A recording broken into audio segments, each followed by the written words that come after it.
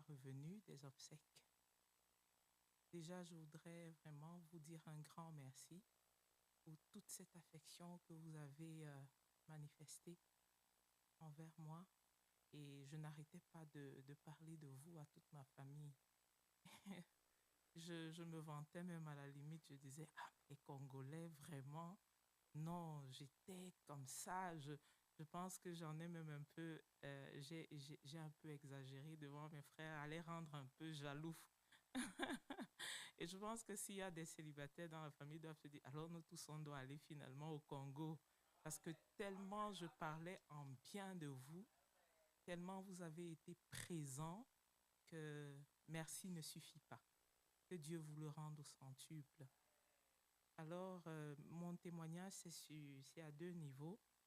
Déjà, quand j'allais au Cameroun, avant de partir aux obsèques de papa, on avait commencé à recevoir des menaces de mort de certaines personnes de la famille disant, OK, si vous enterrez votre papa dans parce que papa, il a construit une très grosse villa au village, hein. Donc, si vous l'enterrez là, il y aura des morts, on va vous frapper. Mais ça, il n'y a que mon mari et moi qui le savions. On ne voulait pas communiquer à tout le monde pour ne pas mettre dans la panique. Même les enfants à la maison, personne n'était au courant parce qu'ils étaient déjà très inquiets, vraiment. Faites, soyez prudents et tout. Donc, on s'est dit non, on n'en parle pas, on met dans la prière.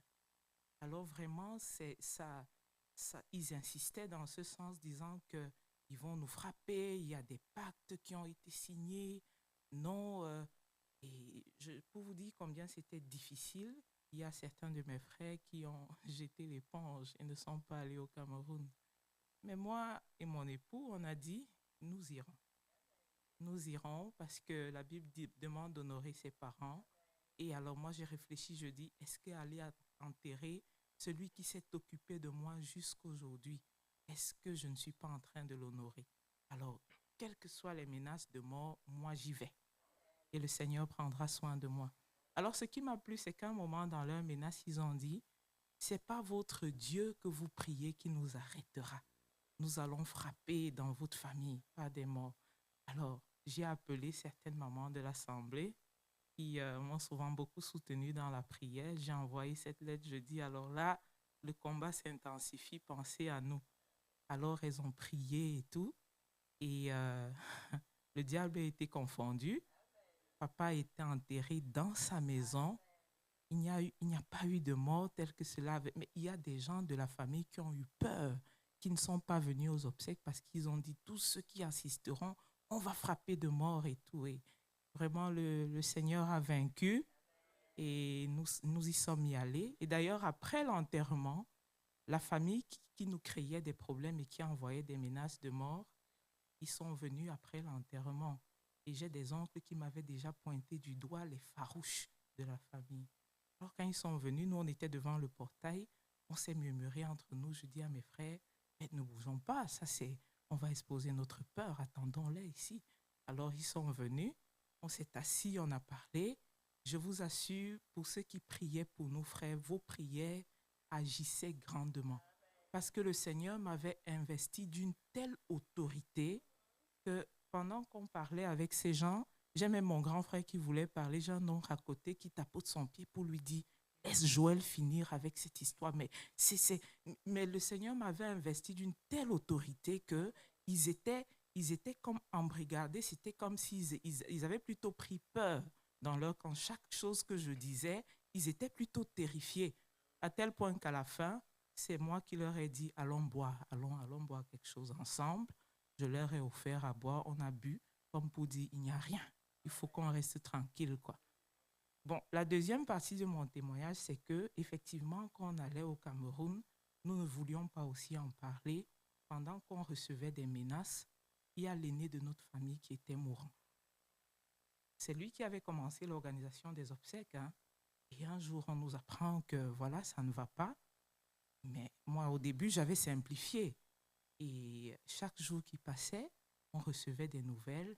C'est très grave, il risque de partir. Et le recueillement qu'on avait organisé ici, pour ceux qui étaient très regardants, ils auraient peut-être dû remarquer que j'étais je n'étais pas présente, quoi. J'avais un esprit complètement... j'étais perdue, frère. C'est difficile d'avoir son père à la morgue et son frère, on t'annonce que à tout moment, ça dit, quand mon téléphone vibrait, je me vidais d'une énergie. C'était tellement difficile pour moi.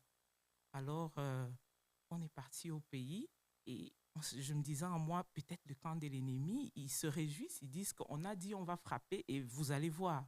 Mais malgré ça, je ne me suis pas découragée. J'ai dit, je compte sur le Seigneur. Le Seigneur prendra soin de nous. Alors, quand nous sommes arrivés au pays, nous sommes allés avec Benoît.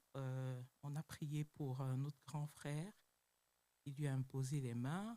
Et le lendemain, quand on a fini de prier, j'ai eu une vision. J'étais en train de travailler et je me suis endormie. Je ne sais pas à quel moment. J'ai eu un rapide sommeil de quelques secondes.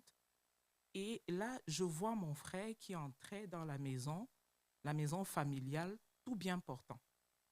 Je dis, mais non, il n'était même pas capable de marcher. On le tenait, c'était vraiment un cas compliqué. Et alors, je ne savais pas, j'ai eu cette vision et le lendemain, je raconte à mon mari, je dis, mais moi, voilà ce que j'ai vu. Et je l'ai vu entrer et tout.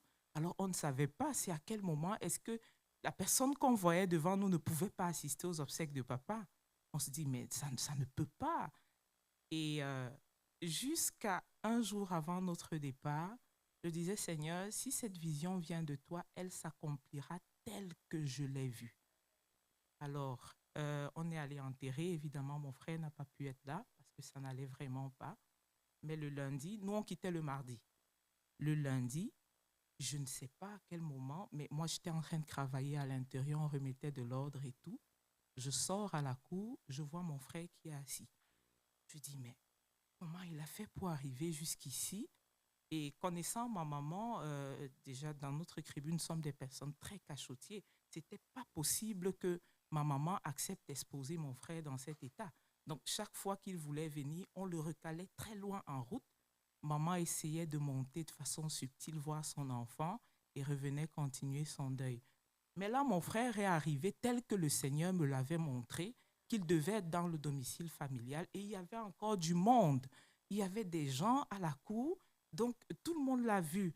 Alors quand j'ai vu mon frère, j'ai eu quelque chose en moi qui m'a dit, voilà l'accomplissement de ce que le Seigneur t'a montré.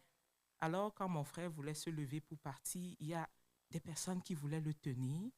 Et moi, qu'est-ce que je faisais? Je disais, non, laissez-le, j'enlevais la main de tout le monde sur lui parce que dans la vision que j'avais eue, il marchait seul.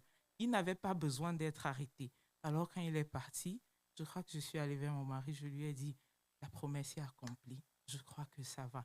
Et je vous assure, frère, quelques jours plus tard, si quelqu'un n'avait pas vu mon frère malade, il penserait on tourne un film, quoi. Quelques jours, peut-être 3 jours plus tard, après qu'on soit rentré, il écrit une lettre à tout le monde pour dire que le Seigneur l'a rétabli, ça va bien, il ne parlait plus. Là, il a parlé et je crois que c'est mercredi. Lui et moi, on a eu une conversation de plus d'1 heure. Quelqu'un qui perdait le souffle. Alors, c'est moi qui lui ai dit, écoute, on a déjà beaucoup parlé. Je pense que c'est vrai que le Seigneur a fait la promesse, mais il faut aussi qu'on respecte le tempo de Dieu. Ne parle pas beaucoup. On parlera une autre fois encore. Donc, je voulais vraiment remercier le Seigneur pour ça parce que j'avais promis au Seigneur que si sa parole s'accomplissait telle que je l'avais vue, je rendrai témoignage pour cela. Que Dieu vous bénisse. La sœur Médaille, sa maman, vont chanter un cantique.